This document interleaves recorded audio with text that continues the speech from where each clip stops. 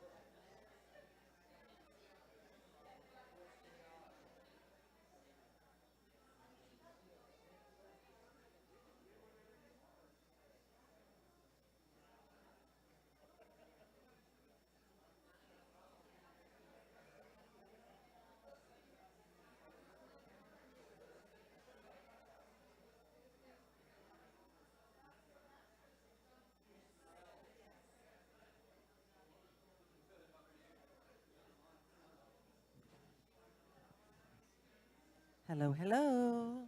Aloha, everyone.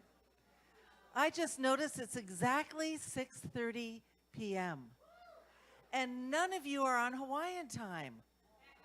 Oh my gosh. And none of you are on spiritual time. You're just busy being you. I'd like to thank all of you for being here on time as we get started this evening. We're going to have an amazing night tonight. I'm not sure how you heard about this event or how it came up for you. There is a little piece of paper that we gave you. You might have to get out your magnifying glass to read what's on here.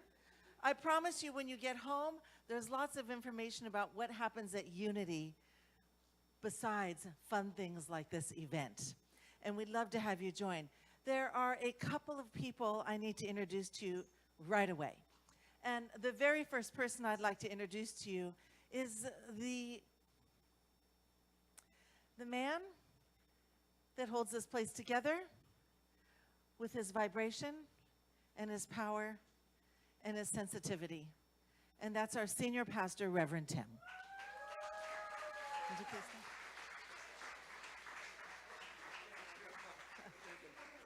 Second, who's she talking about? I love him. I want to too. meet this guy. I think when you receive compliments and you don't know that it's coming, it's always the best because it's authentic. So, Thank you. Reverend Tim, may I invite you to share a little bit, please? Yes, Okay, yeah, great. thank you, Thank June. you. Well, welcome. It's good to have all of you here. As June said, I'm Tim Lytle. I'm the senior minister here. And we welcome you here. If you need restrooms, or right down here, down those steps. If you're in a hurry, you could just jump over the rail. And this is a very welcoming, warm, inclusive place that our mission is centered in God. We are transforming lives and inspiring people to make a positive difference in our world.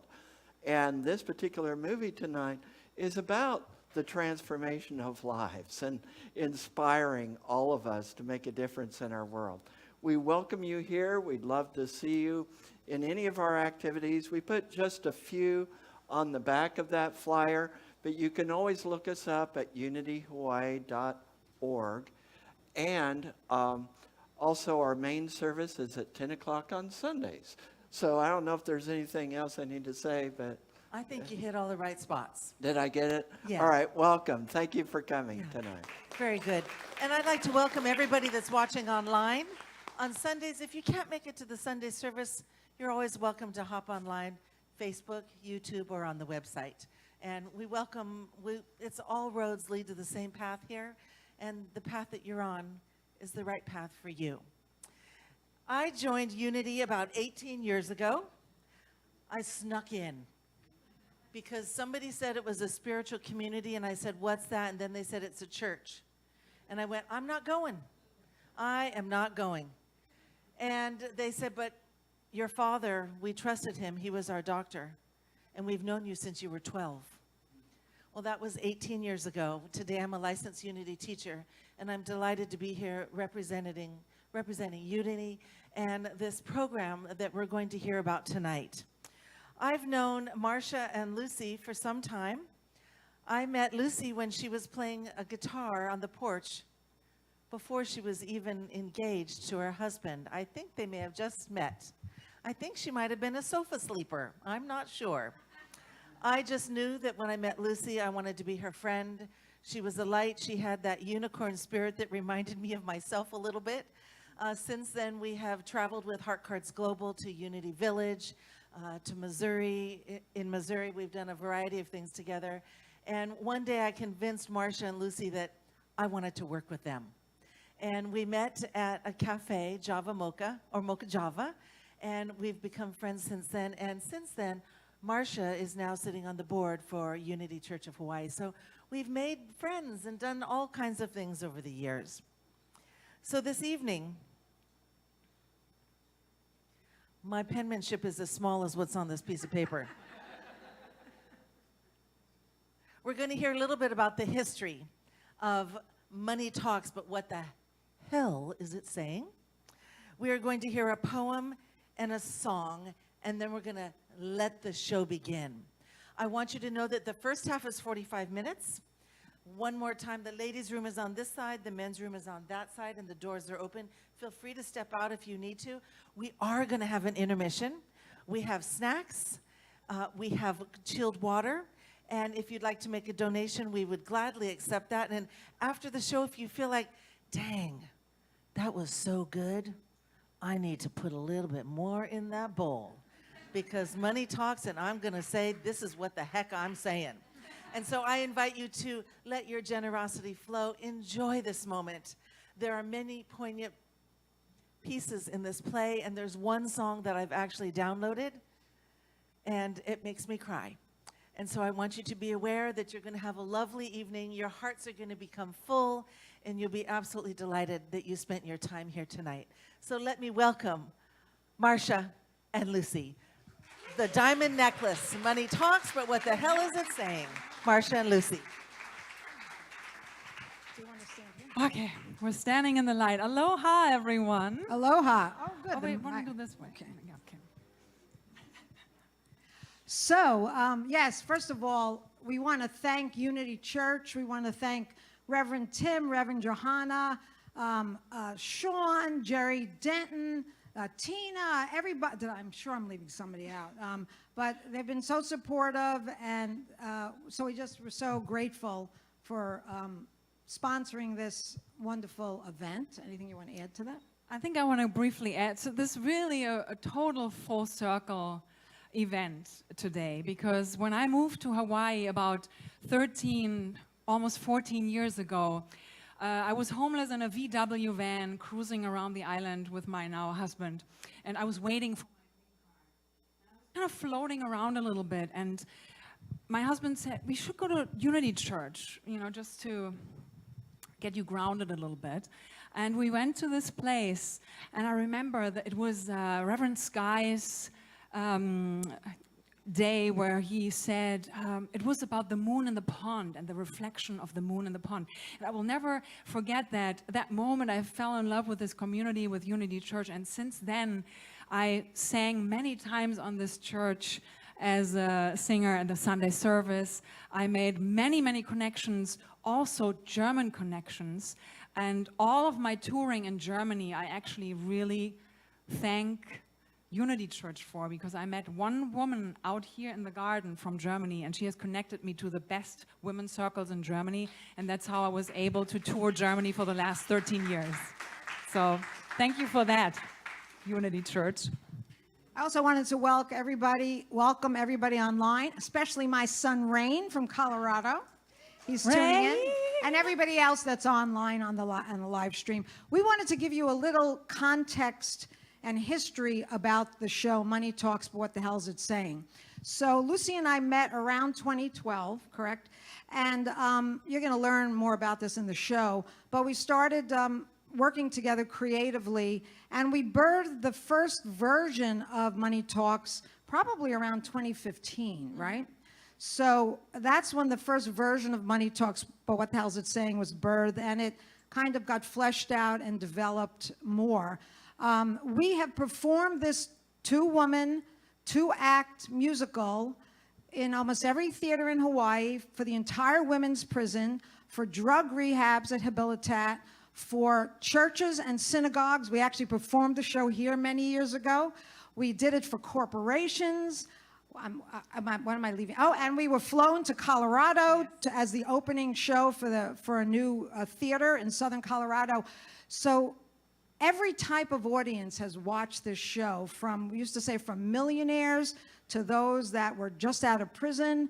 And the message is so universal that it seems to appeal to everyone. I want to add something. So during the time, for us, when the COVID times came, so that was really for us, it was the year the red carpet was rolled out until September. We were supposed to play at the Manoa Valley Theater, which was our dream to play it there at that theater. We had really worked hard for it.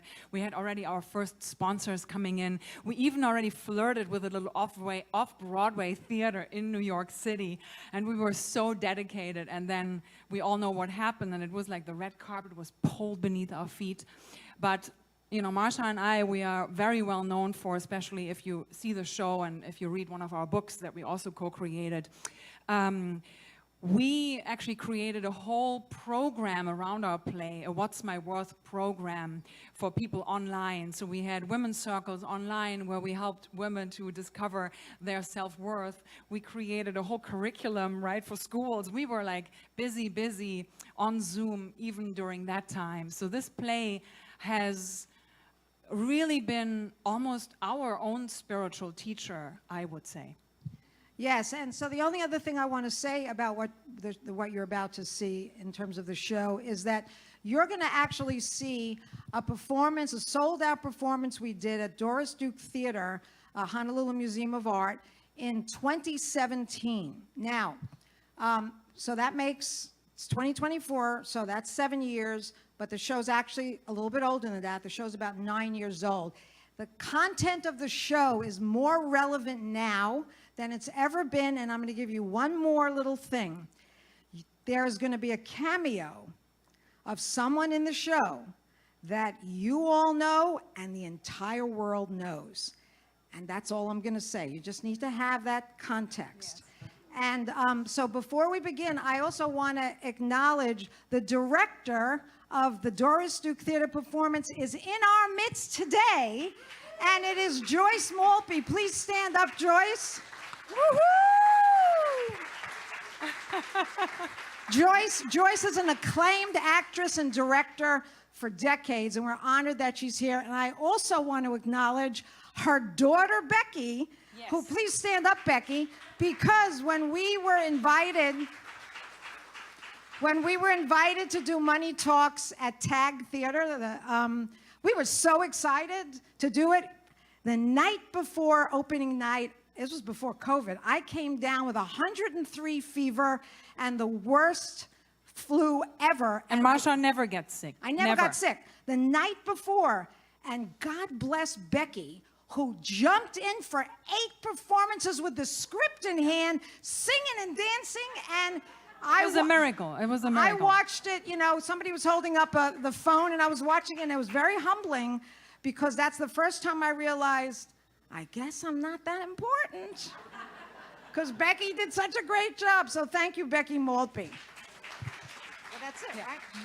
So we're going to start with my phone. Okay, so we're going to do a little live la la la before the musical starts. So I am also a poet. I'm also I'm a international writer and author, a poet, a book coach. And this happens to be one of my all-time favorite poems that I wrote, and it seems very resonant and relevant with the whole theme of the night. So it's very short. The title of the poem is Simple Instructions on How to Find the Buried Treasure.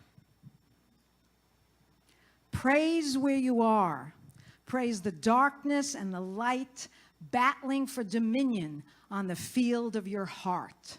Praise the nastiest stuff, the witches and goblins, the shadows and demons. They want love too. They need love too. Lock them away, and they promise to return stronger in vast multitudes. Praise where you are. Don your gown and your veil, your white tuxedo, and show up at your own wedding. Dance the dance of hallelujah. Marry everyone. Marry everything. There is no greater jewel, no more precious gem than the very spot you stand or writhe in now. Praise where you are. Praise where you are. The universe begs you. Praise where you are.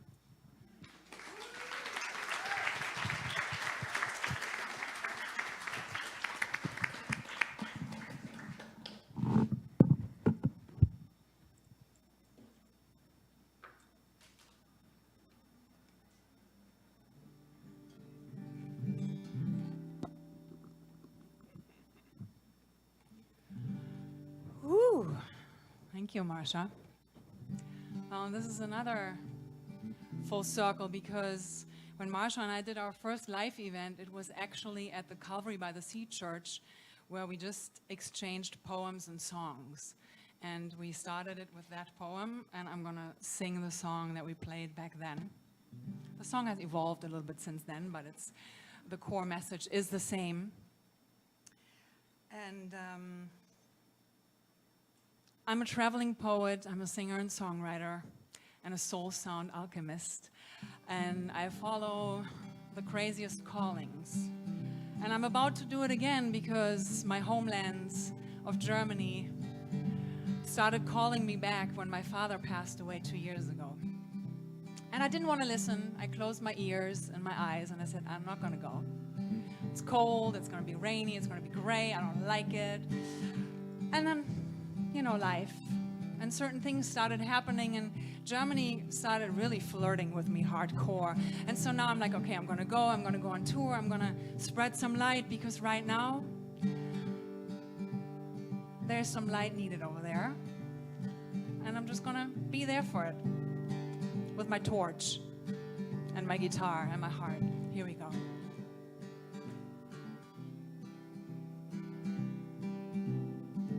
You can dance with your shadow and still see the light. You can face a storm and refuse to fight. You can walk on water, innocent like a child, and you can dance through the field, barefoot and wild. And then you spread your wings and you fly. Sometimes you hold on just a little too tight. Sometimes it's time you let it go. Time to let it go and find your way home.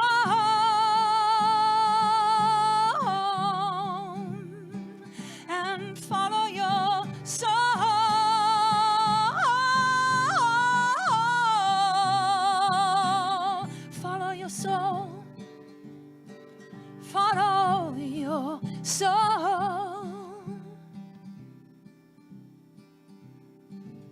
You can look up to the sky and reach for the stars. And with love in your heart, you can find peace and no more wars. You can dance through the field into the garden of your mind and find a way to love this life. And then you spread your wings and you fly. Sometimes you hold on just a little too tight. Sometimes it's time you let go. Time to let go and follow your soul.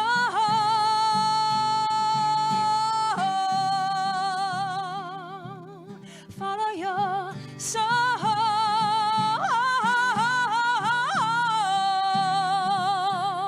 All the way home, all the way home. Follow you, follow you, follow your soul.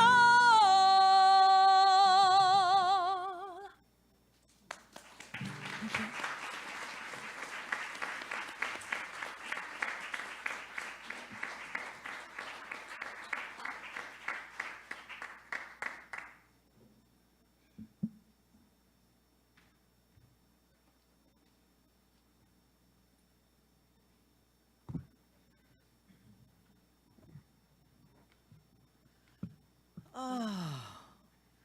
I feel like in Follow Your Soul, that's what we've all come here for, to discover what that diamond necklace is around our neck. And so I'd like to invite you to sit back, relax, because we're getting ready to enjoy a really fantastic first half of the film. Yes, Marcia. I just want to repeat so that this is a 2-act show. Act 1 is 45 minutes, and there will be a 10-minute intermission. So, Marcia in the light. It's a 2-act show, and there is an intermission. And if you have your telephones on, we welcome photographs. Just put them on silence.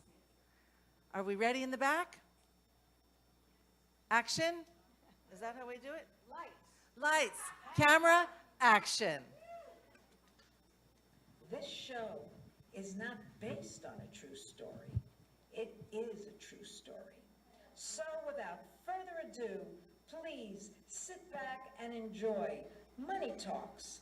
But what the hell is it saying?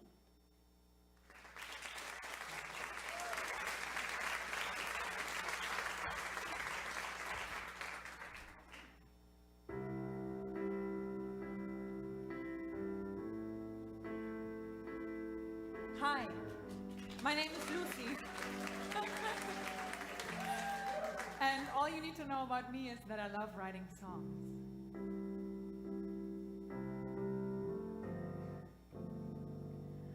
When I wake up in the morning, my eyes still full of sleep, I listen to the morning news and I just want to weep.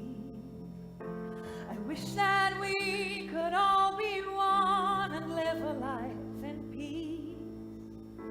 I wish that we could all be one and just remember this. I am prosperous, I am prosperous, I am happy, I am healthy, and I am whole. I am prosperous, I am prosperous, I am happy, I am healthy, I am whole. 6:15 in the bathroom, I don't like what I see. I just wanna turn around and find another me. that me would be much wiser, that me would be in bliss, and that me would meditate every day and just remember this: I am prosperous, I am prosperous, I am happy, I am healthy, I am whole. I am prosperous, I am prosperous, I am happy, I am healthy, and I'm whole. I am whole. I am whole. I am whole. I am whole.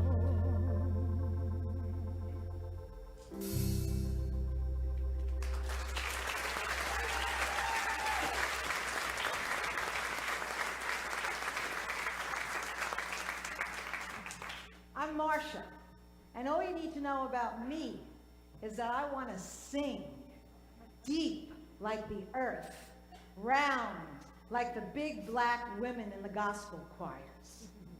Don't tell me that I can't. Don't tell me that my voice is sharp and shallow, strangled like a salmon in a net. I want to sing, I want to dance, I want to shake and rumble like a locomotive. Don't tell me I got no rhythm. Don't tell me I'm white as baby teeth. I may look pale, I may smell of polished bathrooms and fingernails, but inside, 100 barefoot black children are crying out to dance. But inside, 100 strong Singali drummers are pounding on my heart. I want to be Aretha Franklin. I want to be Mahalia Jackson. I want to ring like a giant church bell. I want to shake like a giant silver tambourine. God, I want to sing.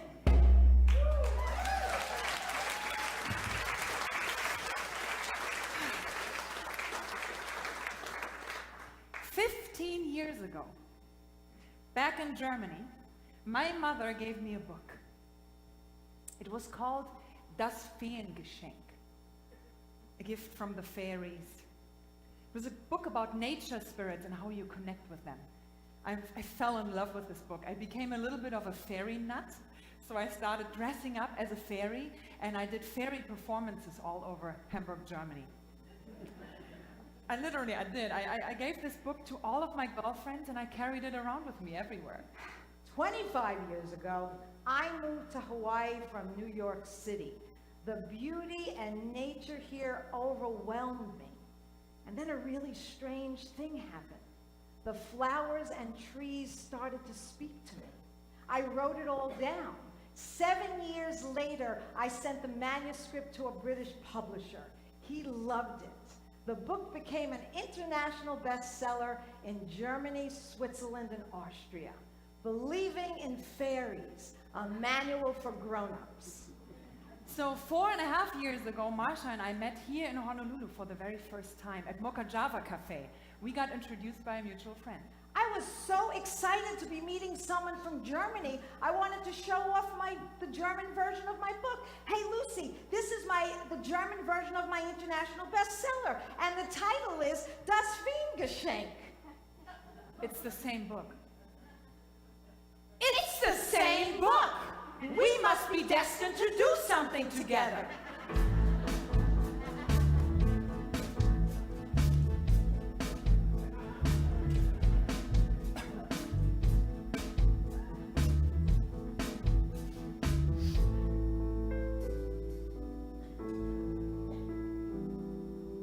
What's the problem with money? We can't seem to figure it out. We try to be cool, telling jokes, being funny, but we are left in despair and self-doubt. It's so confusing, we can't stop using money. money, money. I have a confession to make. I am nearing retirement age, and I do not have my money act together. It's actually very embarrassing to talk about. I mean, I can't remember the last time I balanced a checkbook. I mean, sure, my husband and I, we opened up some IRAs, but we did it decades too late, so we don't have anywhere near the money we need for even 1 year of retirement. And we have no college fund to speak of for my son because we invested in his early education by sending him to private school. So here we are now, my 70-year-old husband and I, both self-employed, no 401k, no pension plan. There's no way he could stop working anytime soon. And we've become, you know, one of the 76 million baby boomer statistics you read about on Yahoo. You know, I am at the prime of my life. You know, I literally had a dream in Hamburg, Germany a few years ago where I flew around the head of the Statue of Liberty and it said to me, Lucie, it's about time that you come home. You know, I know other people would ignore that dream and just move on with their life, but not me. So I booked a flight and I moved to the United States to become a singer and songwriter and live a life full of abundance. I ended up homeless, living in a van in Hawaii for about 9 months, having no income at all. Barely making it, but I was really, really good and just, you know, living day by day. My parents were immigrants from Poland. They came over to the United States by boat. My memory is that they always fought about money. My father drove a taxi cab at night in New York City where we lived, and he hated it. My mother held down 2 jobs as a bookkeeper. She apparently had a head for numbers but didn't pass that on to me. You know, they never prepared for their future. I never prepared for mine. I was more the creative new age hippie type, you know. I really wanted to believe in that quote from the contemporary author Marcia. Do what you love and the money will follow. Marcia, that's what I've actually been doing my whole life. It just didn't show up in my bank account yet. So my parents, right, beautiful people, very, very German, entrepreneurs. Each paper had its folder. They were very, very good in preparing for their future and saving up for their retirement. But for some reason, they always sheltered me from anything to do with money. So here I am, 40 years old, and I'm wondering, how come I didn't get any of their genes? So here we are now, Lucie and I, from different generations, different cultures, different countries. But when it comes to money, we're both sort of kind of screwed up. So when we met that first time in Mocha Java Cafe, we decided it was time to do something together, once and for all, to break through our money stuff. So do you think we went to a financial planner to make that happen? Oh, no. Did we apply for high-paying corporate jobs? Did we take out a loan to pay back our debts? Oh, hell no. So you tell them, what did we decide to do? Well, you know, we decided to do the rational, logical, obvious thing. We decided to write a full-length Broadway musical about money. So, we've been working on this for 18 months. It's called Ka-Ching, a supernatural comedy about the drama of love and money. It's a fantastical story about humanity's eternal struggle with money and self-worth, told through the lives of 2 ordinary mortal human beings. So then we have this really quirky Mount Olympus, and we call it Mount Coin, and we have money gods and money goddesses. Yeah, and we even have a script. I mean, it's just a first draft, but we've got a script, and we've got original lyrics and original music. I mean, I'm telling you, this is really... Marcia, they all came here despite the rain. Why don't we show them the opening scene? What a great idea! Scene! Okay, folks. Every time you hear that music, you got to imagine you're sitting in a Broadway theater in New York City in those expensive, plush red velvet seats. Curtain comes up on a dark stage. We see a flickering neon sign that says Mountain Coin, Finances and Accounting Department. Lights come up on an Olympus-like setting filled with all kinds of glittering money machines. We've got ATMs, slot machines, cash registers, safes, even piggy banks. The spotlight falls on one of the money gods, Alice. Alice is Mountain Coin's bisexual money god, in charge of all the world's ATM machines, because Alice likes taking it in and giving it away. Now, the thing you need to know about Alice is that she loves drama, and she's very envious of the human experience. The spotlight follows Alice as she slithers down the pole, stripper style,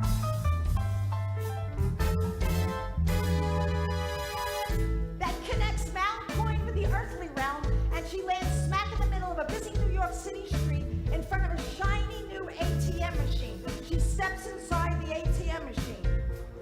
The lights come up. Customers line up. They start pushing and shoving. An old lady gets her pocketbook stolen by a thief. Over there by the three-card Monte stand, a big fight breaks out. Over there by the newspaper stand, a lady starts screaming hysterically because she thinks she won the lottery. Sirens blare, police show up, all hell breaks loose. And it turns Alice on.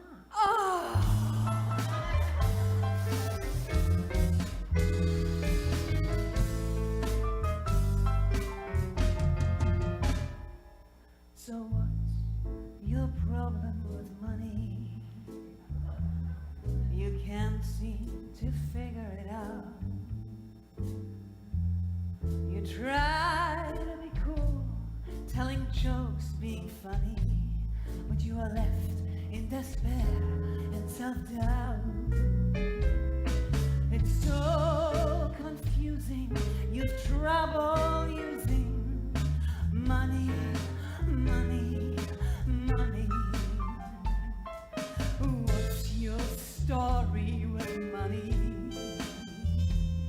You never seem to have what you need. Oh, there's so many people it flows to like honey. Why not you? Are you too filled? Breathe. It's so upsetting, right? You have trouble getting it right. Money, money, money.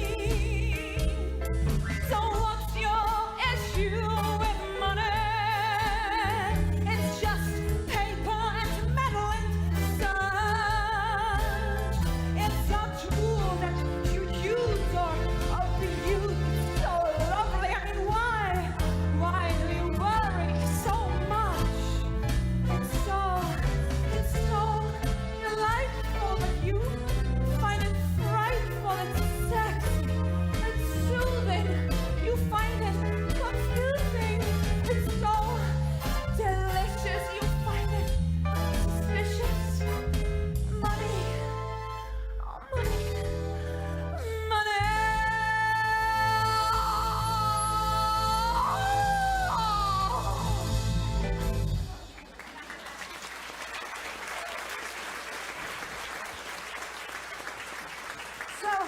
So every week, Lucie and I meet at Mocha Java Cafe to work on our script Ka-ching and, hopefully work through our money issues. Woo!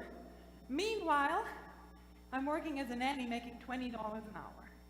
And I get a part-time job as a marketing director for a multi-millionaire who pays me $15 an hour.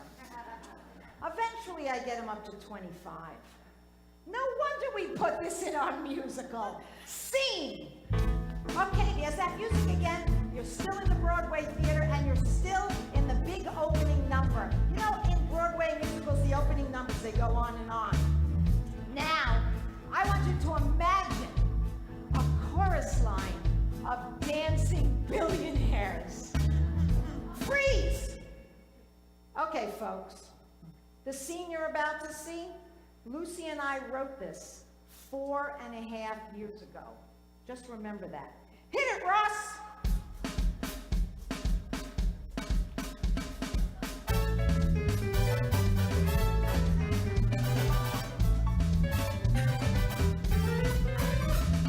Money is the answer to everything. Money the enhancer of everything. We worship and adore it, bow our heads before it. Money is the answer to everything. Money the solution to everything.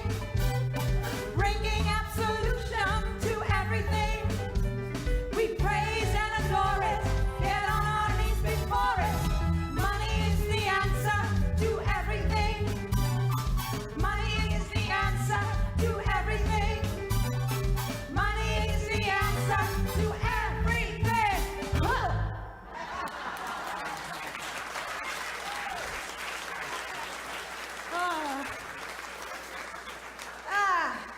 We love our musical ka-ching. We think the story is brilliant. But we decide that we need a professional composer, somebody who can take our original music and create, sheet music and lead sheets. So, we put up an ad on Craigslist. Wildly talented Broadway-style composer wanted for no pay. Really, we did that, and we found Jerry, a professional composer living in Los Angeles who decides to jump on board the project, even though it's long distance. Now, that guy over there, that's not Jerry. That's Alan. God gave us Alan. Anyway, so Jerry starts giving us feedback and critique on our ideas. I mean, that guy knows so much about musical theater, it's like going back to university. We are so excited. We're just so impressed and excited. We are so excited that we even run to Walmart to get material for our very own vision board. I love the vision board, Lucie. I love it. But I think we need to put a little bit more paper money. That's great. How about we frame it with this red curtain? Oh, fabulous. Hey, what are you going to wear on opening night? Ooh, I'm gonna wear my pink see-through dress and those white snake leather boots that I just got last week. She's hot. Well, I lost 10 pounds, La and I la. can fit into my long black chiffon ruffled dress. And I'm going to wear those pearls I told you about. Oh, Lucie, I really wish my mother were alive to see this. Oh, I know.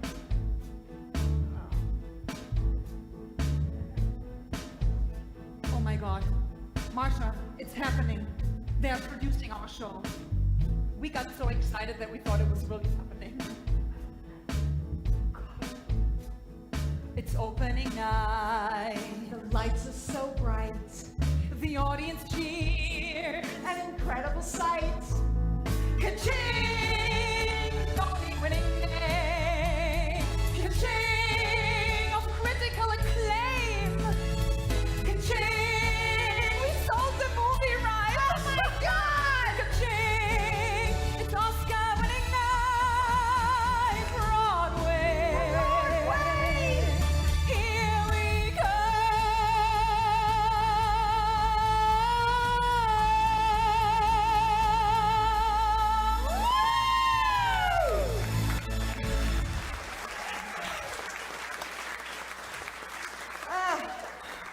Back to reality. go. So Jerry tells us that he doesn't want to hear our original music. That's not the way he works, he says.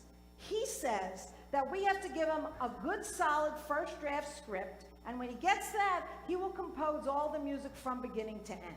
So Lucie and I bust our collays for months, and then finally, we have a good, solid first draft script. So we emailed Jerry the script. We set up the conference call. We are on pins and needles. Next stop, 42nd Street. Bring, bring. Aloha? Jerry? So, what'd you think? Aloha, ladies. Well, amazing.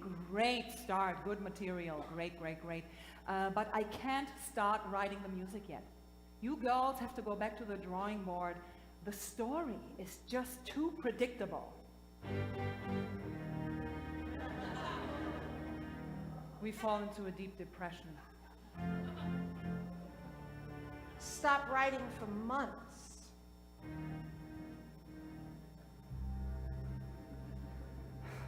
We feel rejected. Just like the main character in our musical Kaching. Scene! So now, you're in the studio apartment of Kaching's main character, Lily Buffett. Lily is a supermarket cashier with a heart of gold who collects piggy banks, but she keeps filling them for everybody else. Now, the thing you need to know about Lily is that she just feels like no one ever really sees her. And today, she had a terrible, awful, horrible day. She didn't get the promotion she was expecting at work. She ran into the customer that she has a crush on, and he was with another woman. And then on the way home, she gets knocked over by a skateboarder.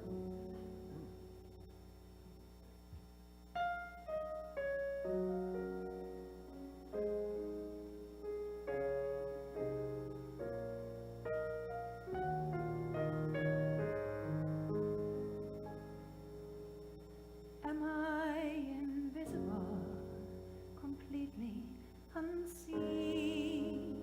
Am I unlovable, unworthy of dreams? I feel so vulnerable, I feel alone. Life seems impossible here on my own.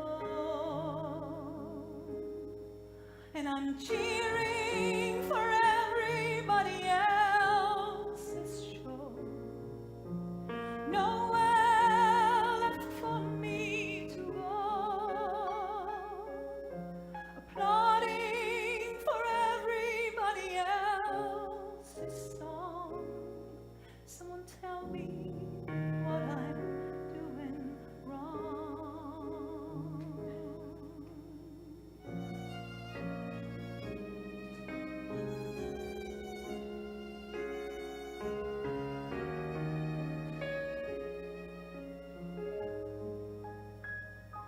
And am I unreachable, too far away, lost on a distant shore where love cannot stay? Am I invisible, lost in a haze? Am I unlovable in so many ways? And I'm listening to everybody else's heart. And I'm feeling so lonely and apart. Investing in everybody else's dream. But who is saving up for me?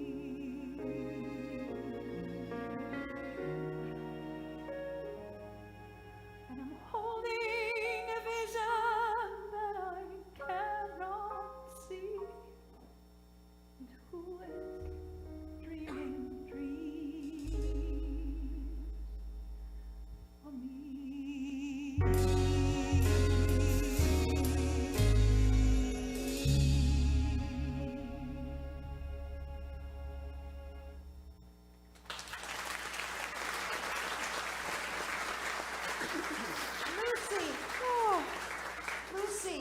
Lucie, we can't give up on our dream of writing Kaching. I mean, remember what Winston Churchill said? Success is the ability to go from failure to failure without losing your enthusiasm. But Marcia, up until now, I never really lost my enthusiasm, you know? Back in Germany, I graduated from high school, then I studied music and theater, and then I wrote a one-woman show and I toured with it for 4 years all over Germany. And since then, I've written hundreds of songs and I've produced several albums. But how come none of that has made me any big money yet? How come I still can't afford health insurance and I never pay my phone bill on time? You are preaching to the choir, sister. I mean, I'm the author of 10 books that were translated into 8 languages. I had an international bestseller. I wrote my own one-woman show and performed it. I mean, for God's sakes, I had a guest starring role on Hawaii Five-0. They gave me my own trailer. But every single time I go visit my Italian sister-in-law in New York City, and I step into her perfect Martha Stewart house, and I eat her perfect Martha Stewart meals in her perfect Martha Stewart kitchen, and I hear about all the trips she's taking to Europe, I just feel like I've made all the wrong choices and I'm a total loser. That's exactly how I feel when I go on Facebook. I mean, literally. Yeah. All the other singers and songwriters out there, you know, they're like traveling around the globe and they're playing like the beautiful Mountain Love Aloha Ohana festivals. You know, they're having these videos out there with the like slow motion and the wind coming from the front, and they have already the iPhone 8 and I just can't afford it. And I know I should be inspired, but I'm not. And sometimes I just want to give up. I know exactly how you Right? feel. I know exactly how you feel. Last year, I was contacted by a casting producer from America's Got Talent. America's Got Talent, a big show. She said she wanted me to audition for the show and she wanted to help me. And she said, America's gonna love you. And I thought, I'm 62, finally. This is my shot. Millions of people are gonna see me. And I didn't get on the show.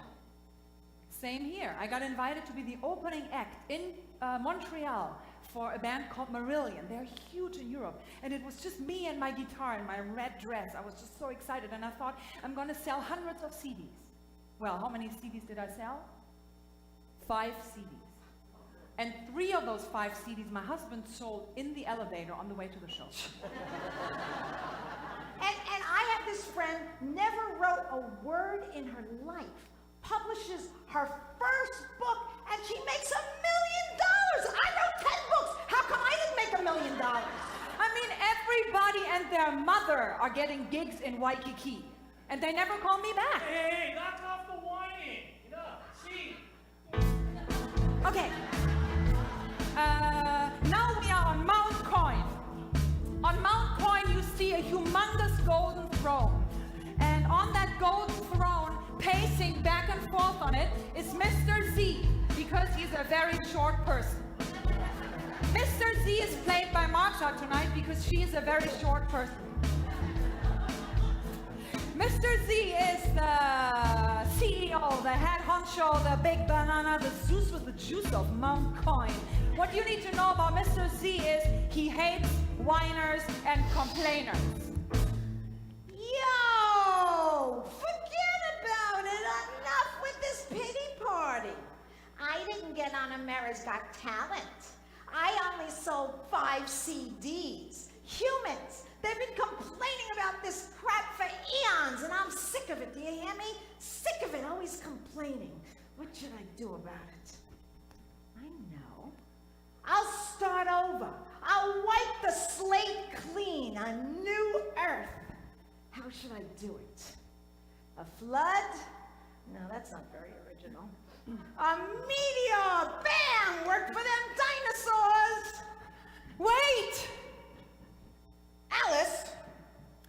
Your humongousness. What do you mean? What do you mean, what do I mean? I mean, what do you mean? I mean annihilate, eliminate, exterminate, devastate, desecrate, liquidate, obliterate, rip apart, tear out the heart, a brand new start. That's what I'm talking about. That's what I mean. But wait. Your tallness. You can't do that. Look at them. I love them. I mean, they're really trying so hard. They are meditating. They are going to yoga. They are flying out to retreats all the way to Bali. And they are eating quinoa and kale. Kale? Yeah. That's a monumental waste of time. Oh, Marcia, speaking of vegetables, oh my God. Recently, I got invited to a party.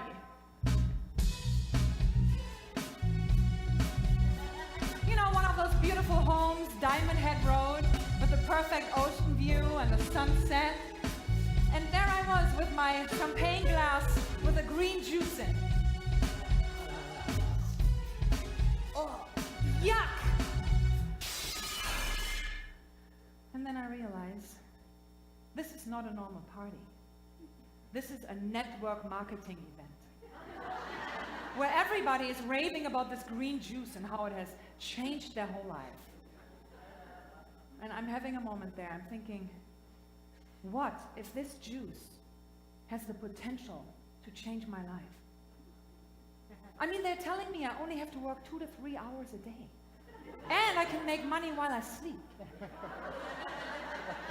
Lucie. Yeah. Lucie. Yes. Network marketing. Yes. Multi-level marketing. Yeah. MLMs. Yes. Let's put that into our musical. Okay. Scene.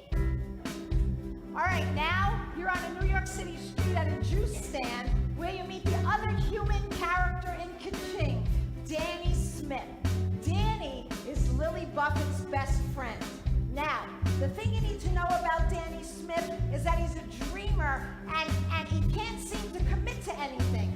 And these days, Danny is into network marketing, selling the world's all natural, organic, non-GMO, gluten-free, Dairy-free, sugar-free, fat-free, nut-free, but it ain't free. superfood that you find deep in the Amazon jungle, that cleanses your intestines, Your kidneys, your colon, your bladder, your blood, your heart, your hair. and your wallet too. Danny approaches Lily. Lily, sweetie, I've been drinking this juice, and I swear to you, I think I grew 3 inches. And it's so easy to make money. All you got to do is sign up 174 people in the first 24 hours. That's it. Easy. I mean, look at me. I couldn't even sell anything if my life depended on it. Sure you can, sweetie. You're a natural. It's not selling. It's just sharing. It's not pushing. It's just caring. It's just signing up your mother and your cousin and your brother and your kindergarten teacher. You don't need to be a preacher and your neighbor and your grocer. Praise the Lord, you're now a closer. Hallelujah! I want to do it. Oh, great. Okay, now the thing you need to know before you approach somebody is you got to go after what they need. Okay. You know, their weakness, their flaw. So we'll pick somebody. Okay.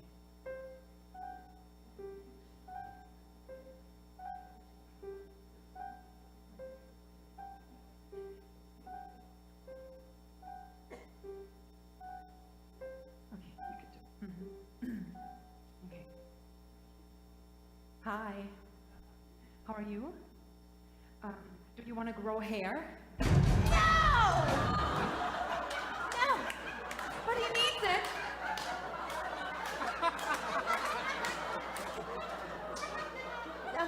Lily, you can't say stuff like that. You just try again. You Okay, can do it. I know you got it in you. You can do it. Try again. Try again. Hi. Do you want brown eyes? No! The FDA will come down on us if you make promises like No, that. don't really know what to ask. You know you're good. You can do it. You can do it. Try one more. Go ahead. Try it. Okay, hi. Do you want to grow bigger breasts? Sorry, folks. She needs a little more training. So make the choice to live your dream. Hurry up, Lily, and join our team. Financially, you can be free for just an itsy bitsy teeny weeny monthly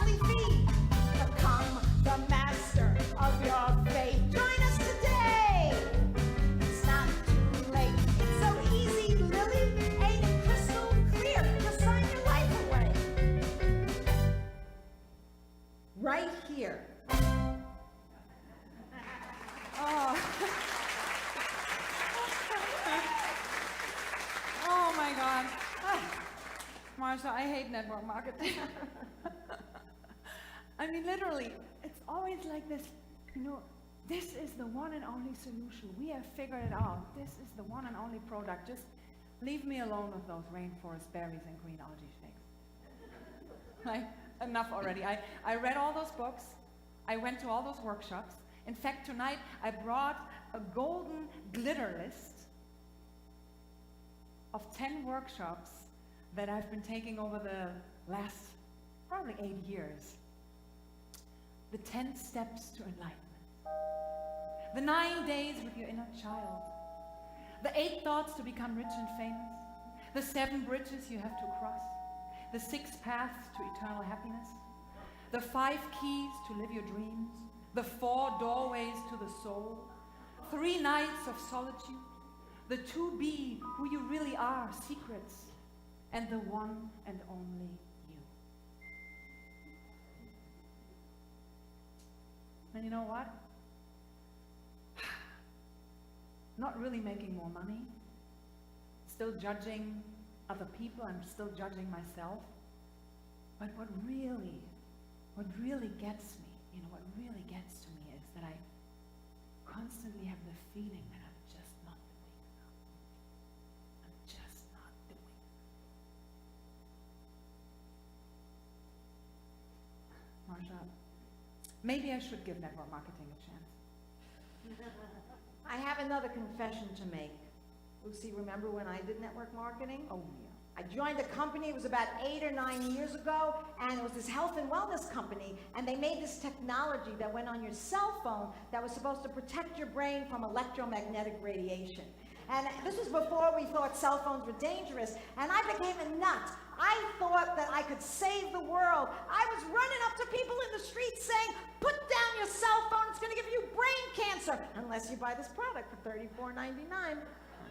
Wasn't a great conversation starter, but I made money. Guess how much my biggest check was for 1 month's work, just 1 month's work? $14,000. $14,000 for 1 month. That very month, I took a booth at a health and wellness show at Blaisdell with my friend who was in my downline. And we were taking a break, and we were walking around looking at the other vendors, and I stopped at this jeweler's table who was selling South Sea pearls. Now, for those of you that don't know what South Sea pearls are, they are these gorgeous, luscious, huge, wildly expensive pearls, and I fell in love with this necklace. And my friend said to me, Marcia, you've been working so hard. You just got a big check. You deserve it.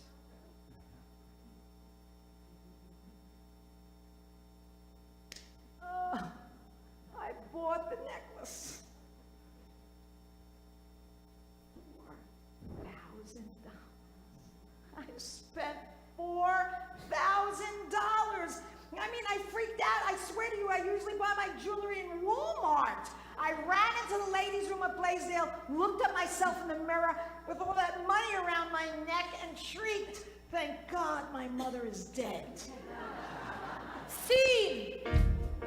Okay, folks, now imagine that you're in a giant casino where you're going to meet another one of Mountain Coin's money gods. This time, it's the glitzy, the glamorous, the glorious Sammy D, in charge of all the world's slot machines. Now, the thing you need to know about Sammy D is that he wants Mr. Z's job.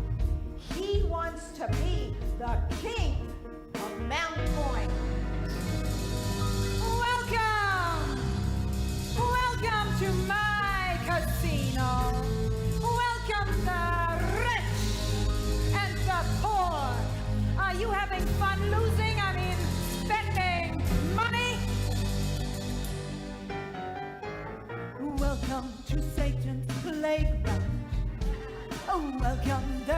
and pull.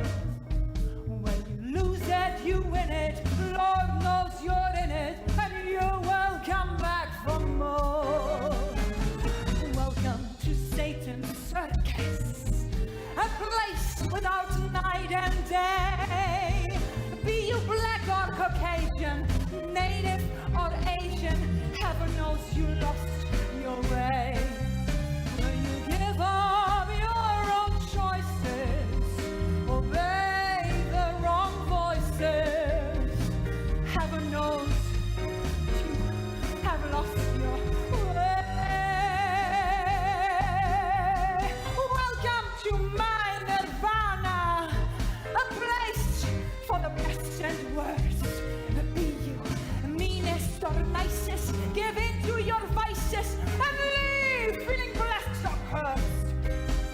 When you give up your own choices, obey the wrong voices, heaven knows you have lost your way. Be you black or Caucasian, native or Asian, hell knows you have lost your way.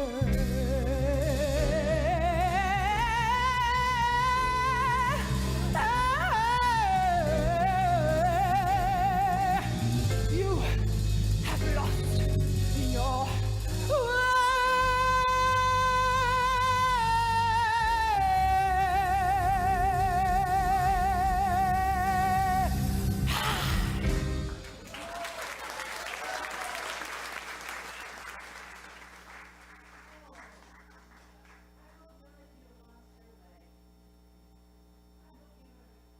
Oh. Whoa. I hope none of you have lost your way since you have found your way here this evening. This is our intermission. We have a 10-minute break. There are some snacks and chilled water outside. Please circulate, make friends, and see what's in this for you and ask somebody, so what do you think about this so far? I think it would be a really great question to hear what somebody else thinks. So 10-minute break. Right now we are sitting at 7:35, so we'll be back at 7:45 promptly. Thank you.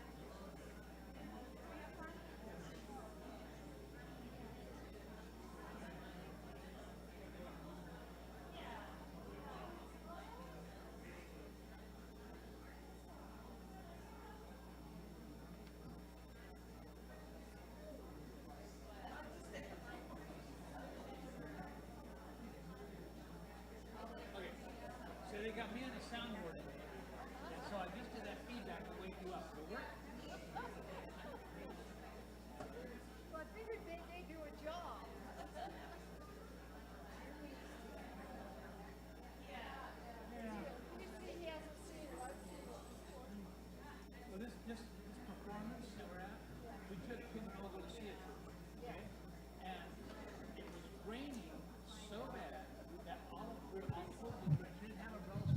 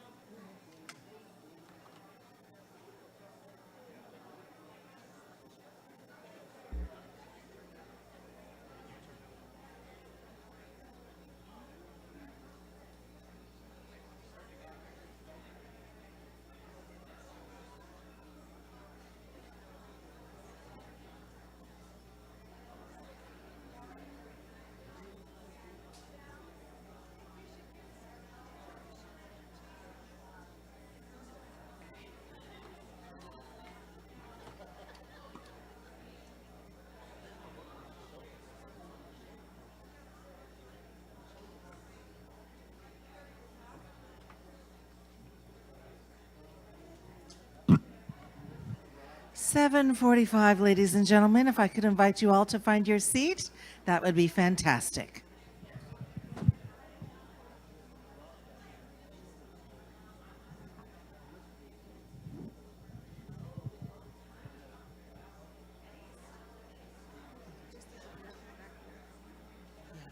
You need to have your phone. Well, it's down this way. When you open the door, the light switch is on the right side of the door. Okay? Okay.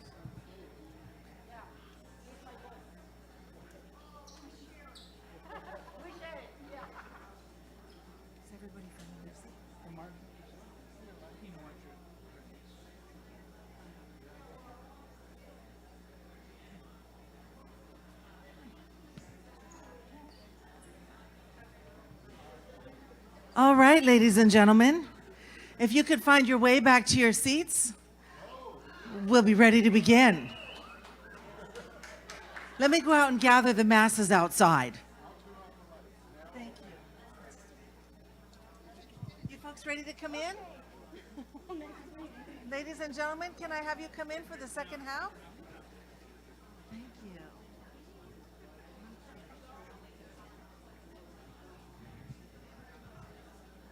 So what's the matter with money? Tell me, what's the matter with money? There's not enough of it. Anybody else? What's the matter with money? It runs away when you need it the most. Anybody else have something they'd like to share about what's the matter with money? It flows through my hands like water. What did your mother say about money? You can't buy everything. Money doesn't grow on trees. Does that sound familiar? You have to work hard for your money, right? Lack of education. You're not smart enough, so you'll never make money. Are you getting what this play is about? Yeah. I'm not sure if you had the same experience as me. I sat here in the front row without a tissue, wondering why there were tears coming from my eyes.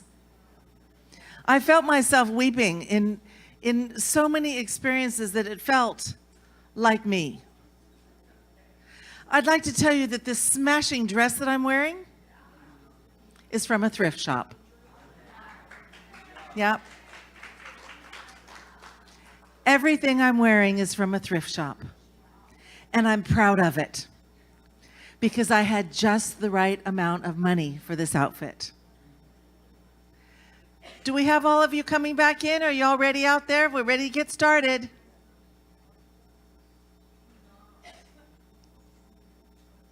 So I'd just like to ask one more question before we get going. Does anybody have anything they'd like to share about the impact of what they're experiencing right now? A laser beam share?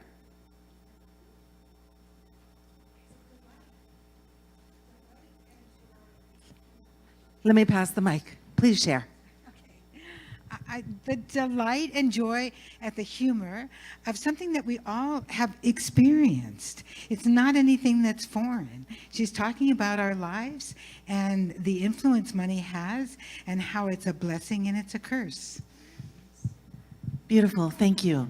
Anybody else have a laser beam share that's just hit them that they need to let go of? And coming right up here. Please share.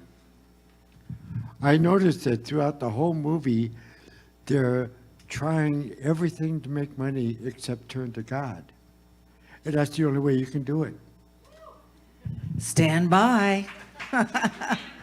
All right, everybody, we're ready to start the second half of the show. I would like to remind you that this is a fun, F-U-N, a fundraiser, and I want to be sure that you all are having a fantastic time. And also, if you feel somewhere in your heart that this has stirred you beyond your wildest belief, and you'd like to let some more of your funds go, that's F-U-N-D-S, we welcome those too. We just want to be sure that you're enjoying the evening and that you know that you're welcome back on any and every Sunday at 10 a.m. And we'd like you to stick around because we're going to have some questions to be from you to our stars about their experience and what's next for them. So stand by. Ready? Let's see. What is it? Lights, camera, action. Let's do this.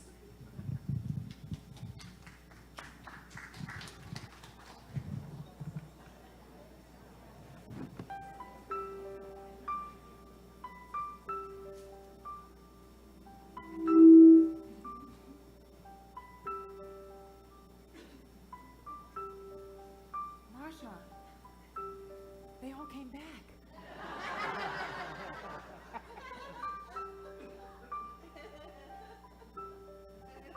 My God, they all came back. Can you imagine that? Look, the seats are filled. I am so damn thrilled. They must like the show because they didn't go. Oh, my God, they all came back. They must think we're great, just a few are late. Look, the bald guy there, he's back in his chair. Waiting for Act 2, it stars me and you. Oh my God, they all came back. At last we're good enough, it's been a little rough. We have paid our dues, we have sung the blues. It's our chance to shine. Wow, it's party time! Oh my God, they all came back. But Marcia, what if this is all just a lie? I mean, what if we're just living a childhood fairy tale? Who are we that we think that our dreams can fly? Maybe we just shouldn't leave it all alone, shouldn't even try. Maybe we're destined to fail. Lucie, maybe you're right. Who are we to stand in the light? Maybe this just isn't our day. Maybe we're out of our league. I'm 63. Who wants to listen to me? Maybe we should just walk away.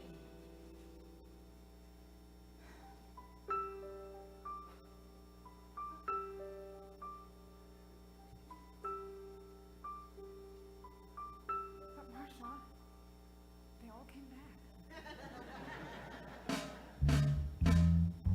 Let's get back in gear, sharp aside our fear.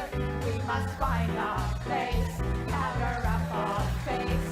Ready for Act 2, it stars me and you. Oh my God, they all came back. At last we're good enough, it's been a little rough. We have paid our dues, we have sung the blues. It's our chance to shine, well it's party time. Oh my God, they all came back. Oh my God, oh my God, oh my God, oh my God.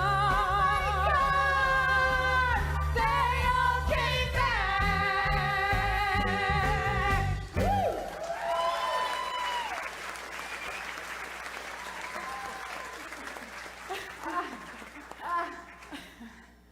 So, remember that $14,000 check? Well, things started to get a little bit weird with the company. I didn't like what I was seeing, but to be really honest with you, I was utterly exhausted from treating every person I met as a potential prospect. So, I quit. And that's when this friend of mine said to me, she confessed to me that she couldn't stand me when I was doing network marketing. Can you imagine that? Marcia, I also really couldn't stand you when you were doing network marketing. You were so pushy. God, Lucie, I'm sorry. Well, now, anyway, I don't have a lot on my plate. I have a lot of time. I have space. I don't have a big to-do list. And I noticed that I don't like it, that it's making me really uncomfortable somehow. And that's when I get this call from a really close friend of mine who's a Buddhist. And she just came back from this 14-day solo retreat, a cabin by herself in the woods, no computer, no internet, no cell phone, no books to read, not even a journal, just her Buddhist rituals and an electric pot to make brown rice. And I think to myself, I could never spend 2 weeks alone in a cabin with no escape and nothing to do. I mean, the idea freaks me out. Wow. That reminds me of the success coach I've been working with for a while. Very successful young woman. She works all over the world, but she constantly has to be busy. So one day she admits to me that she actually cannot take a break. She has to keep going and going and going, and she needs to have like 10 to 15 projects all at the same time just to keep herself occupied. And she said if she would ever sit down and do nothing and take a vacation,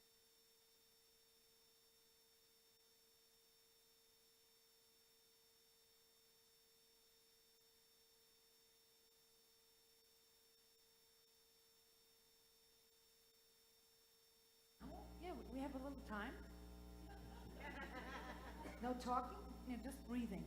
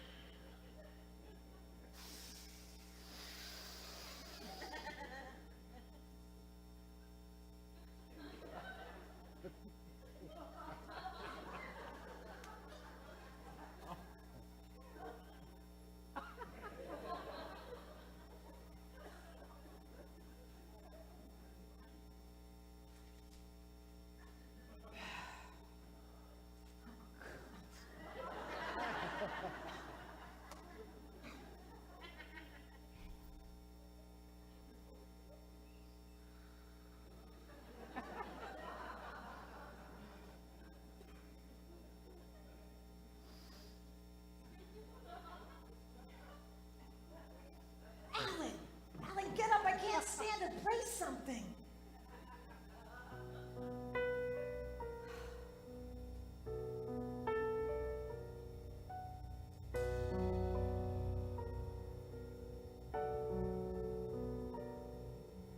Welcome to Satan's treadmill, trying to get things done, addicted to winning, a new form of sinning, but you are not the only one, running in Satan's circle, desperate to make a change. We're whirling and spinning, no end, no beginning, so cozy inside our cage, addicted to winning, a new form of sinning. When will we turn the page?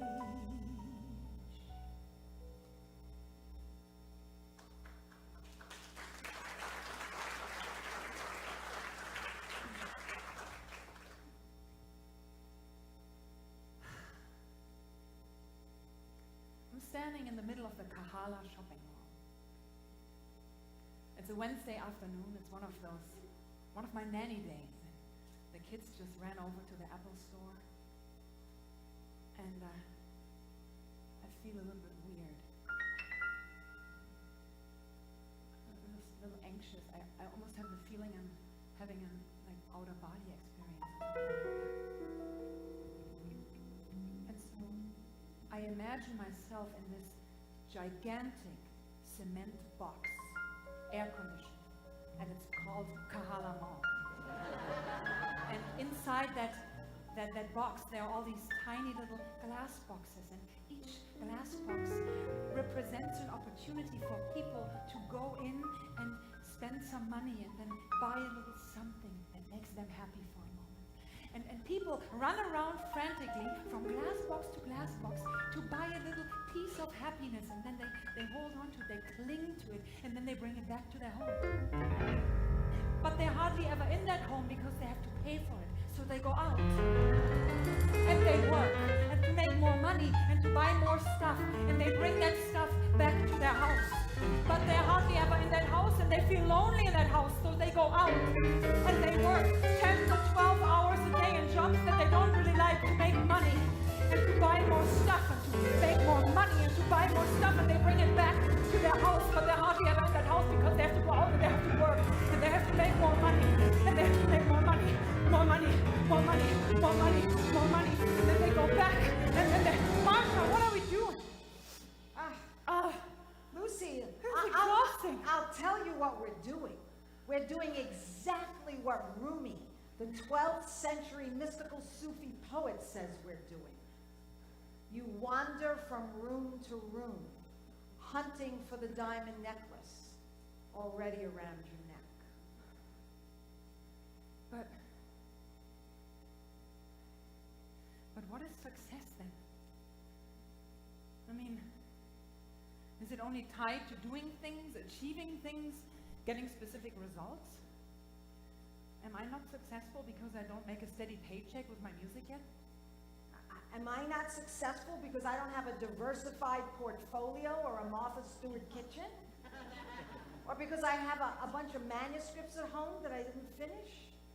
I mean, if Lucie and I decide to give up on Kaching, if we decide to stop writing the script, walk away from it, does that somehow make us worthless failures? You know, last year, I went to see this healer over in Wyandotte. Interesting guy.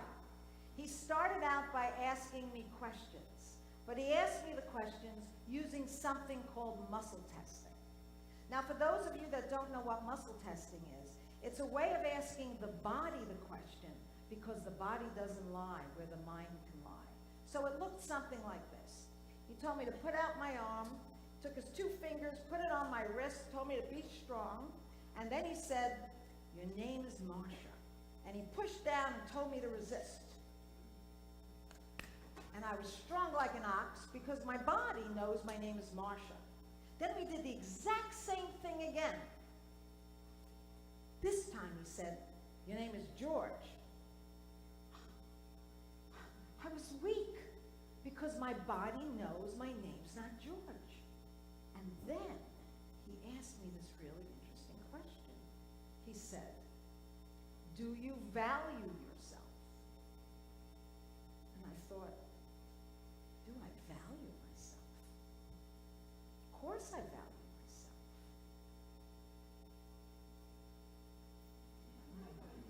Totally weak. So then he gave me some exercises to do. He said it would help, and it looked something like this. I am whole.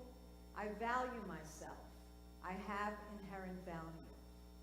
I am whole. I value myself. I have inherent value.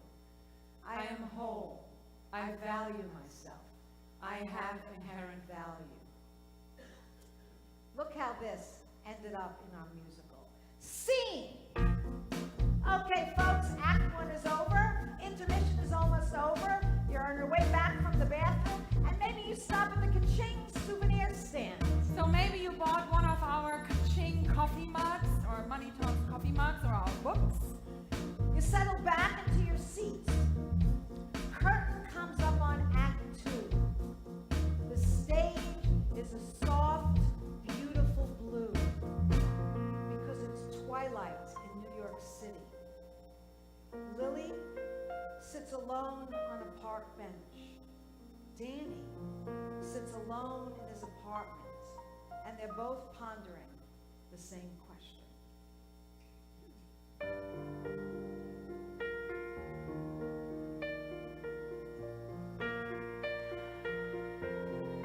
What's my worth?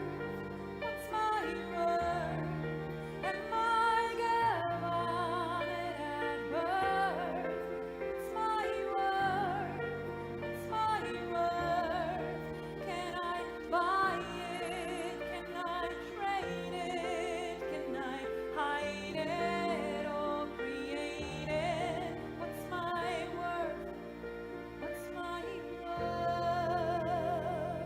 Warren Buffett and Billy Gates, they ain't perfect, they make mistakes. So the question burns as each life turns. Is our blood the same without the fancy name? Is the crazy woman on the cardboard floor worth less and she won't do more? Or the janitor making minimum wage, hoping and praying to get a raise?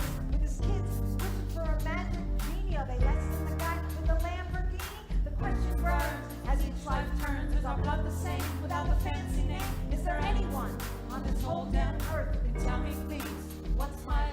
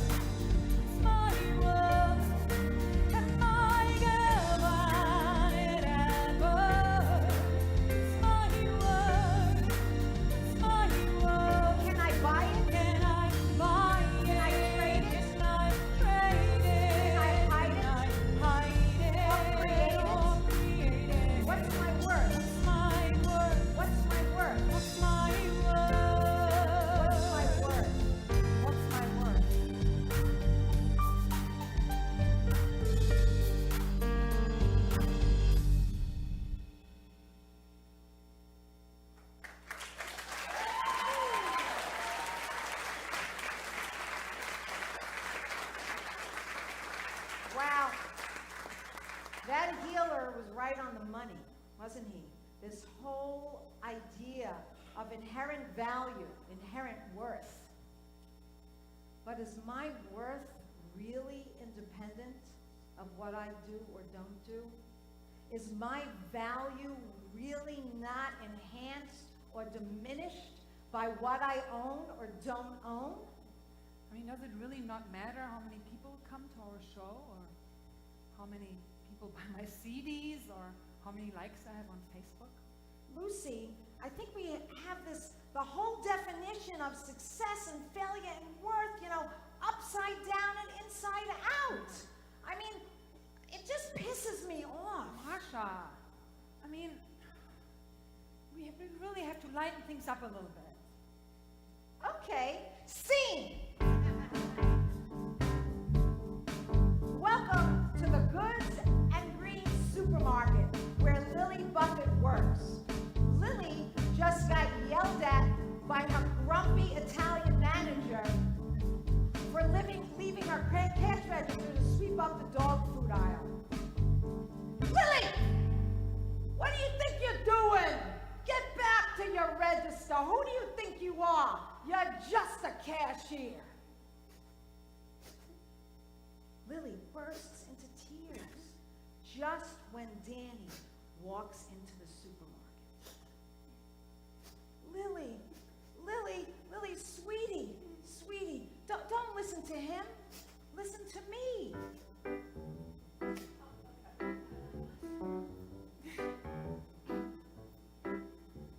You're not what you do. You're not what you wear. Your skin may be blue. You may be shaped like a pear. But deep inside, you can't hide. You're still you. You're not how you smell. You're not what you think. You might stutter like hell, and your armpits may stink. But deep inside, you can't hide. You're still you. Don't listen to what others may say. Be your own sunrise. Be your own day. You're gonna make it your own special way, because you're you. Come on, Lily, come on. Follow me now. And left and right, and left and right, and left and right, and left and right. Hey, Lily, this song just screams for a tap dance. But Danny, I don't know how to tap dance. Trust me, honey.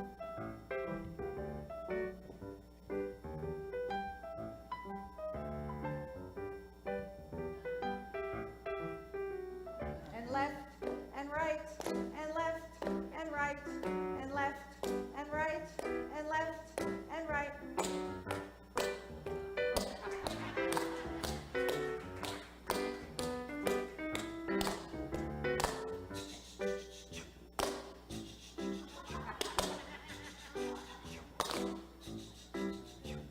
You're not your big boat, you're not your fast car, or your high fashion coat. No, that's not who you are.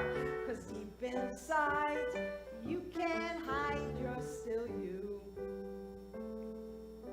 Don't listen to what others may say. Be your own sunrise, be your own day. You're gonna make it your own special way. 'Cause you're you. I got it. Don't listen to what others may say. Be your own sunrise, be your own day. You're gonna make it your own special way. 'Cause you're you, and you, and you, and you, and you, and you, and you, and you, and you are you.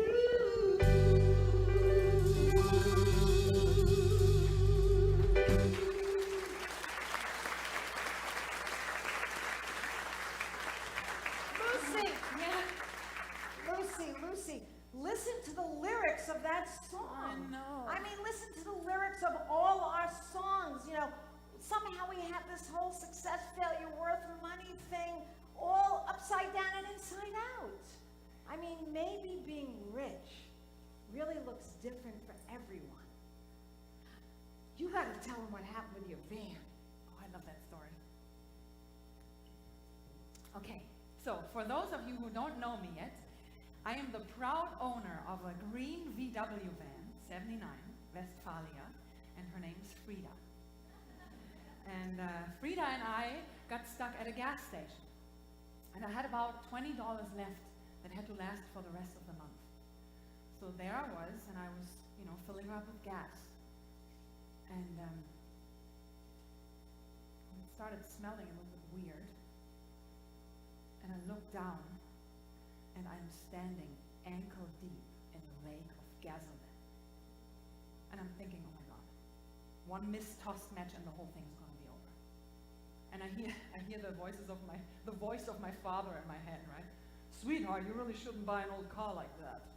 And I hear friends of mine saying, you need to make a budget. You have to save money if you have an old car like that, And I'm thinking, man, when will I ever get my act together? Don't listen to what others may say. Be your own sunrise, be your own day. You're gonna make it your own special way, because you're you. Thank you, Danny. So It's okay, listen, I'm not drinking the algae juice anymore. Now I'm pouring it into my car. It gives me 50 miles to the gallon, Danny. and it's only $24.99. Danny, this is my story. So, I'm back at the gas station, and an angel in blue appears. Literally, a guy in a blue overall. He comes out of the 7-Eleven of the gas station, and he runs over to my car. He opens the back hood of my car where the motor is. He jumps in, basically, and I hear him rumbling and mumbling, hole in the tank, not good. And I'm like, oh my God, what have I done to do? And so he comes back out, and now listen to this. He reaches into his pocket. He takes out a pair of scissors. He reaches into his other pocket, and he takes out a rubber hose.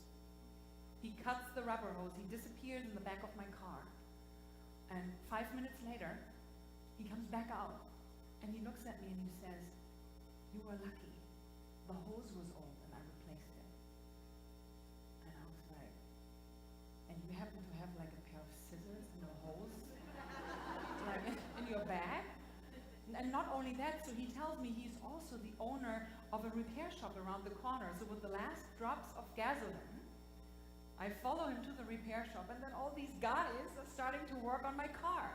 So they fill up my tires with air, they adjust the brakes and the mirrors, they clean her up, and they fill my gas tank up with gas. And the only thing I can do is like, kind of freeze. And, oh my God, how can I run away? I had this German freak-out look on my face. Ah!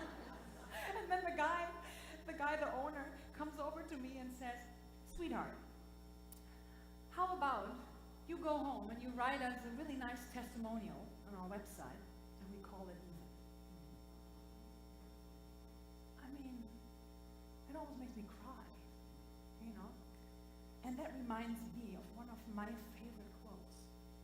Coco Chanel, she once said, there are people who have money, and there are people who are rich.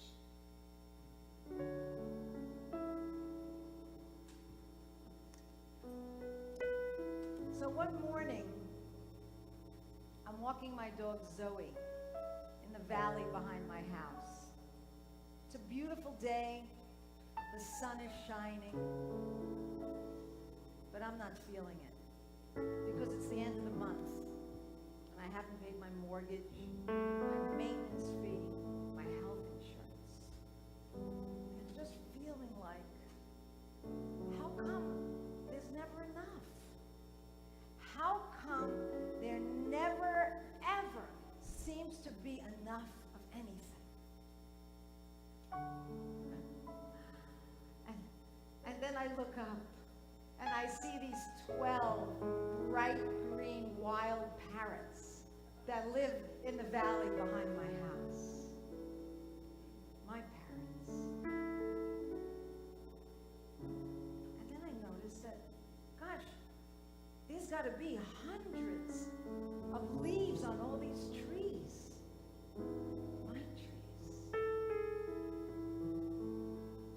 got to be thousands of blades of grass and millions of grains of earth. My earth. And up in the sky, there are billions of stars and planets. And I've got trillions of cells in my body. I've got hundreds. I've got thousands. I've got millions. I've got billions. I've got trillions.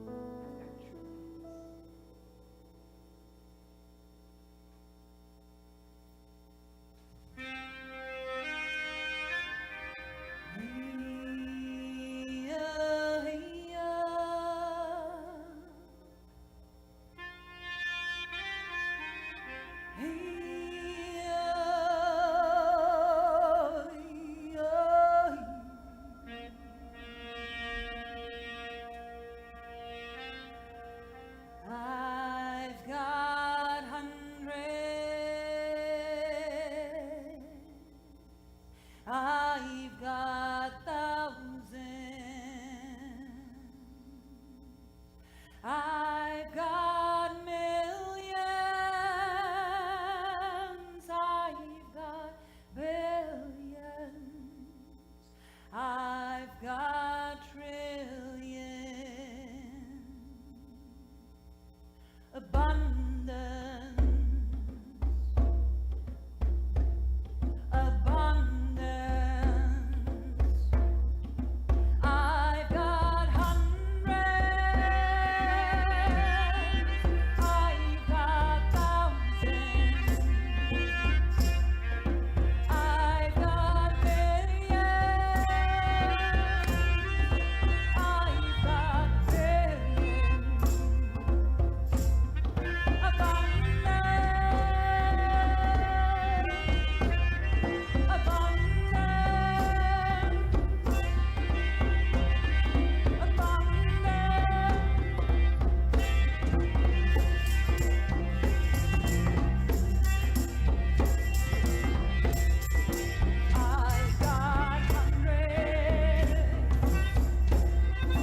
I've got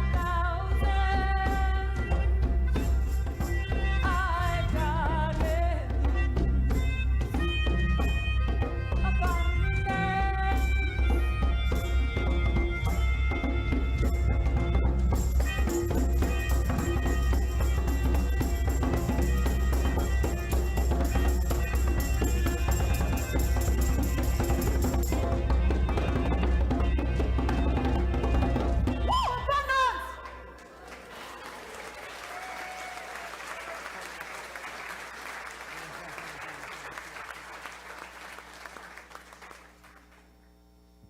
I once had this amazing friend named Jan.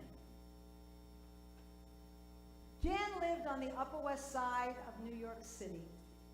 She had a great apartment and a good job. She worked as an executive assistant in a bank. But that's not who Jan was. Jan had the heart of an artist. Like me, she had big dreams. She wanted to be a novelist. She wanted to write and illustrate children's books. She wanted to dance under the moonlight in Africa. Everybody loved Jan because she was always so encouraging and helpful to everyone. And of all my friends, I mean all my friends, Jan had it the most together. She even balanced her checkbook. We were friends for decades. Then I moved to Hawaii, and you know, life, we lost touch. And then one day in late August of 2002, I came home to a message on my answering machine. It was Jan's brother, who I had not spoken to for over 20 years. And the message was that Jan was dying. She was in the hospital. She only had a few days to live. He wanted me to know. But that wasn't the news that shook me to the core.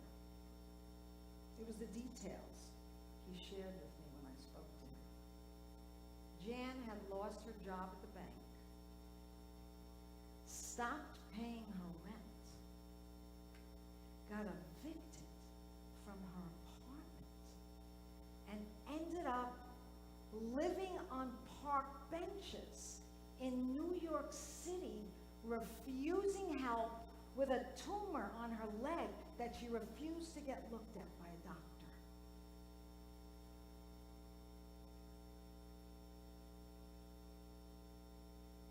I couldn't take it in. I mean, this was Jan. This was together, organized Jan. A few days after she died, I had this very odd dream. And in this dream, this angel came to me and said, you know, Marcia, you don't just get into heaven by being a good person. There are long lines of do-gooders at the pearly gates, the angel said. Long lines of churchgoers and environmentalists and vegans and vegetarians and even some yoga instructors. A shortcut exists, the angel said.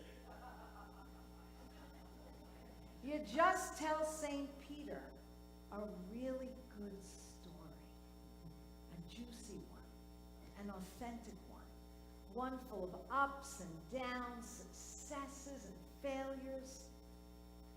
Your life story, the angel said to me, the real version. I woke up thinking about Jan, a poet, a sister, a friend, a woman with big dreams, a woman battling depression, a woman who wanted to dance under the moonlight in Africa, a woman who spent the last year of her life living on park benches in New York City. It's a good story, a dramatic one. It's going to make St. Peter laugh and cry, and I know it's going to get Jan to the front of the line.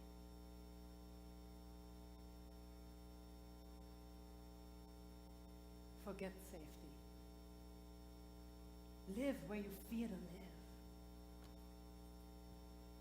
Destroy your reputation. Be notorious. Rumi.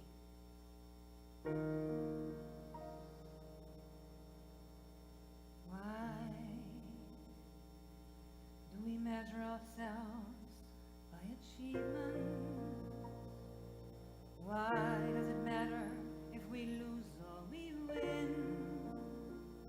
Why do we measure our worth in the mirror, refusing to look deeper within? Appearances can be so deceiving. Possessions can be such a lie. And we are all caught up in believing that we are never ever good enough inside.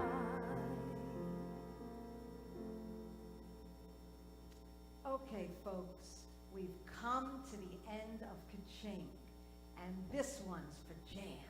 Scene! Okay, Kaching has had a predictably unpredictable ending where everything works out like it always does in all those Broadway musicals.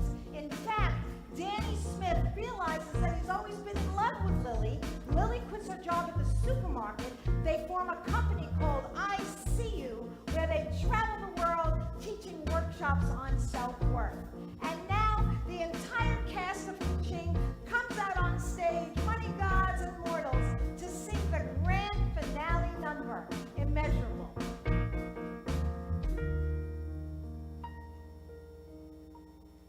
Why do we measure ourselves by achievements? Why does it matter if we lose or we win? Why do we measure our worth in the mirror, refusing to look deeper within? Appearances can be so deceiving.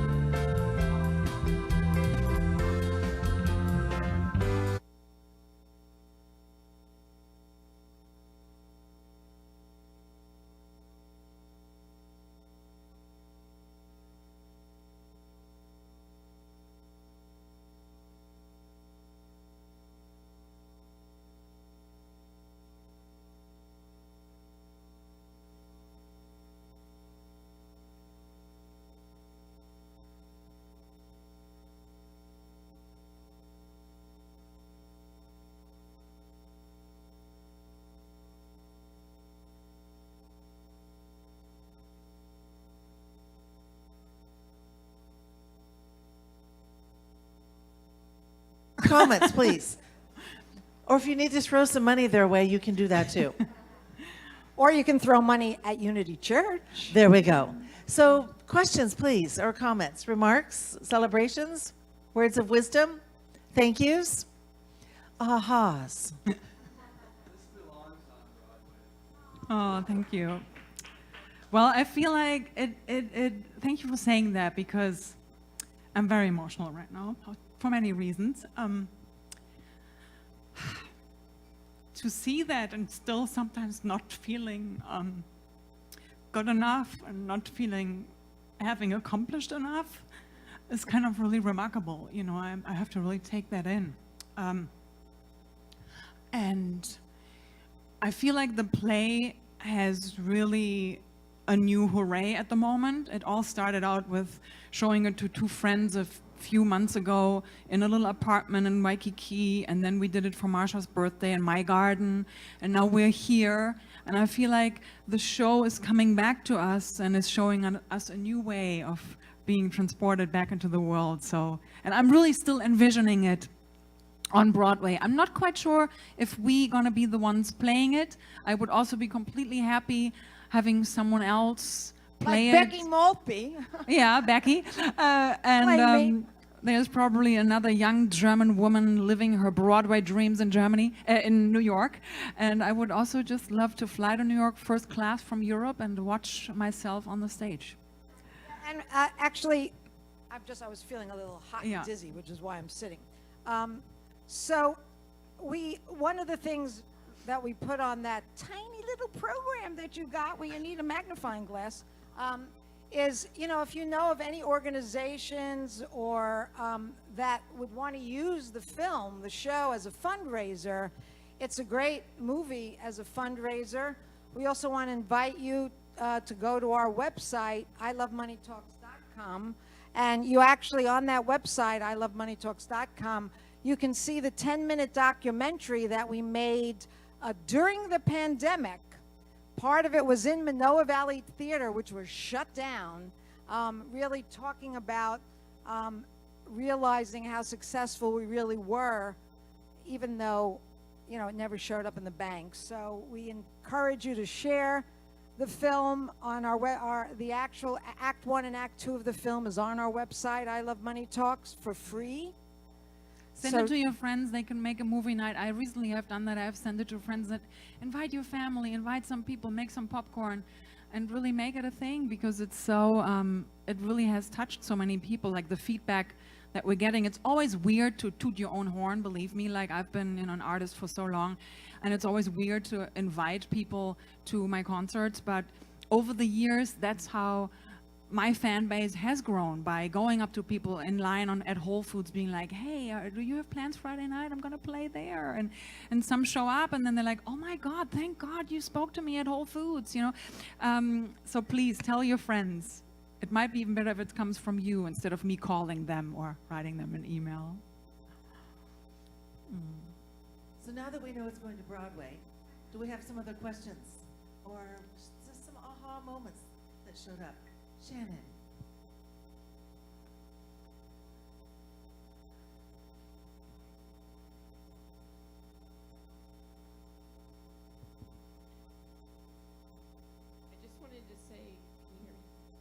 I just wanted to say, first of all, thank you for sharing, both of you, for sharing your amazing creativity and talents, and for your authenticity, and for making yourselves vulnerable and sharing that with the rest of us. So it's greatly appreciated. And you're not alone. I'm sure everyone in this room has felt what you've described at some point. So thank you.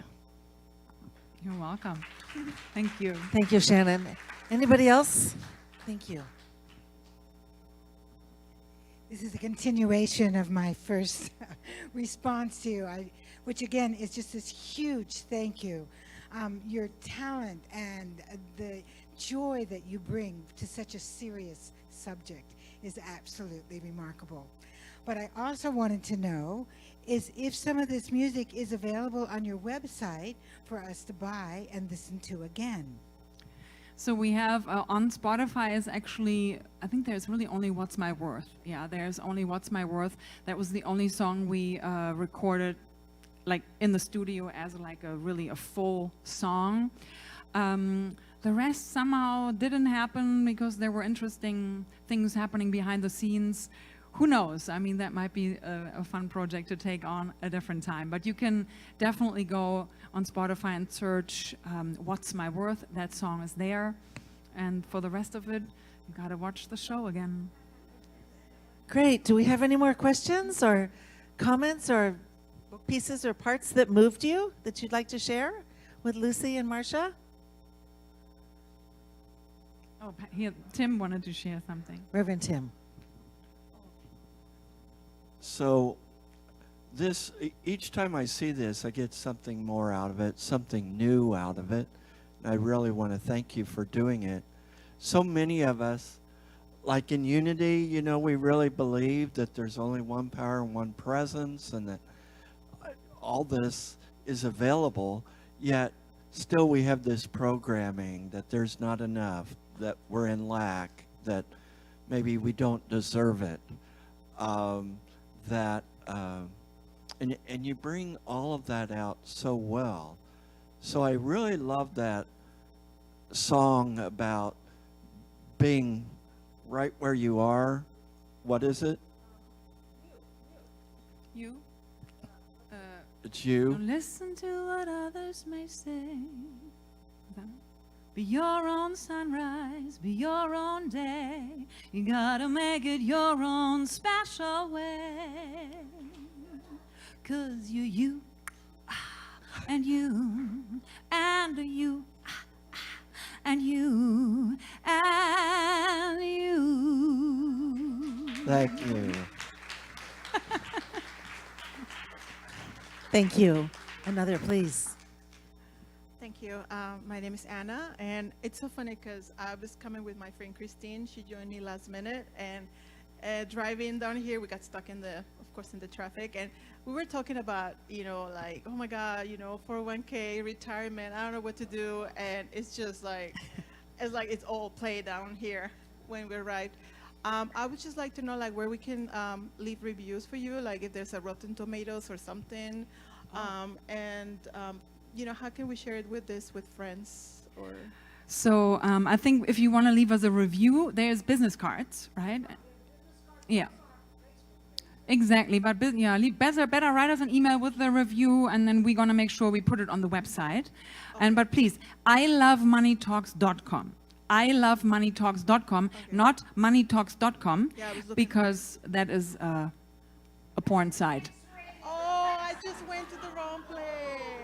That's why. That's why. ilovemoneytalks.com. Okay. Yeah, share it, really. Share it with people. Oh, it is in there. Right on there, share the documentary, which is fabulous. Just share it. We just want lots of people to see it. So we get an email from a Hollywood producer that says, oh my God, I want to film your story behind the story of the story. You can also find it on YouTube, and you can write your review there as well. Yes, That's that's another true. location. Yes, and we also decided to write not only one book, but two books. We have one smaller book called What's My Worth? It was actually when we went into the women's prison, we were so moved and we wanted to leave them with something. So we created a project called One Book, One Woman. And for every book that somebody bought, we gave one book to the women in prison. It was a very, very beautiful experience.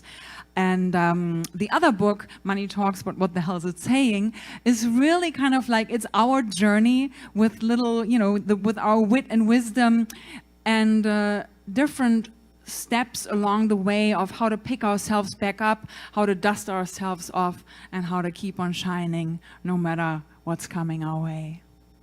Yeah. So tonight has been a gift from Marcia and Lucie. They have worked many, many years to put this together. And as Lucie's getting ready to move to Germany the first week of September, I'm so glad Marcia's sticking around. I'm learning her friendship is a joy to be with, and I feel whole and complete in your presence, and I appreciate that about you, Marcia. and I'm going to miss Lucie a lot. And so if you have a chance to say some words of wisdom or share your best wish or give them a hug, especially Lucie, and wish her well, we know she's coming back. I'm coming back. We have Yeah. a storage union. I'm leaving my instruments here. Yeah, you know, if her instruments But- are here, she's got to come Yeah. back. And so just remember, there are books outside for purchase. Marcia's got her newest book called Quest out. We're certainly open to whatever you'd like to donate if you feel this was an overwhelming experience. Again, this is a fundraiser. We're so grateful for you all being here tonight. And there's one last opportunity to share. Anybody have something they'd like to say? Thank you, Michael. Thank you, June, for being It's our so good to be amazing here. I love hostess representing of the unity. mostest. And of course, Yeah. Money Talks, what the hell is it saying? So Yeah. thank you again, everybody, for coming tonight. Please drive home safely and come back on Sunday at 10 a.m. We'll see you then. Thank you so much. And good night. Mahalo.